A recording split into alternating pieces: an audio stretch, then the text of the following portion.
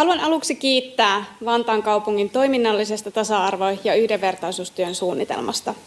Suunnitelman otsikko on tärkeä. Elä sellaisena kuin olet. Se on yksinkertainen lause, mutta sen toteutuminen ei ole itsestäänselvyys. Siksi tätä suunnitelmaa ja työtä tarvitaan.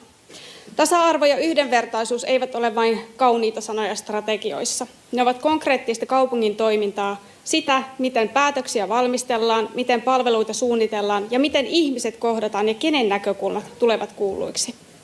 Suunnitelmassa todetaan hyvin, että syrjimättömyys sekä tasa-arvon ja yhdenvertaisuuden edistäminen eivät nimenomaan ole mielipidekysymyksiä tai hyväntekeväisyyttä, vaan toimintaa perus- ja ihmisoikeuksien toteutumiseksi. Tämä on tärkeää sanoa ääneen ajassa, jossa yhdenvertaisuustyötä pyritään aktiivisesti vähättelemään ja vastustamaan. Suunnitelmassa tunnistetaan myös, että Suomi ja Vantaa eivät ole suojassa kiihtyneiltä arvokonflikteilta, vastakkainasettelulta ja vihanlietsonnalta. Niiden kohteena ovat erityisesti naiset, sateenkaari-ihmiset, erilaiset vähemmistöt, maahanmuutto sekä tietyt uskonnot. Liian usein syrjivää tai ihmisarvoa loukkaavaa puhetta perustellaan sananvapaudella. Kyllä, demokratiaan kuuluu sananvapaus, mutta se ei tarkoita vapautta vastuusta. Se ei tarkoita oikeutta lietsoa vihaa, hiljentää vähemmistöjä tai rakentaa politiikkaa toisten ihmisten ihmisarvon kyseenalaistamiselle. Siksi on tärkeää, että emme jää vain sanomaan, että syrjintää ei hyväksytä.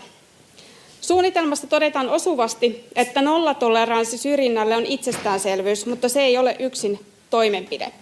Tarvitaan tekoja, vaikutusten arviointia, turvallisemman tilan periaatteita, antirasistista työtä, esteettömyyden kehittämistä ja koulutusta päättäjille. Meidän on tunnistettava, että lähtökohtamme ovat erilaiset. Yhdenvertaisuus tarkoittaa sitä, että emme oleta kaikkien pärjäävän samoilla edellytyksillä, vaan rakennamme palveluita, jotka auttavat ihmisiä pääsemään mukaan. Yhdenvertaisuus lähtee tästä perusymmärryksestä. Ihmisarvo ei riipu siitä, mihin maahan synnymme, mitä kieltä puhumme, miltä näytämme, ketä rakastamme, mikä sukupuolemme on tai millainen elämäntilanteemme on.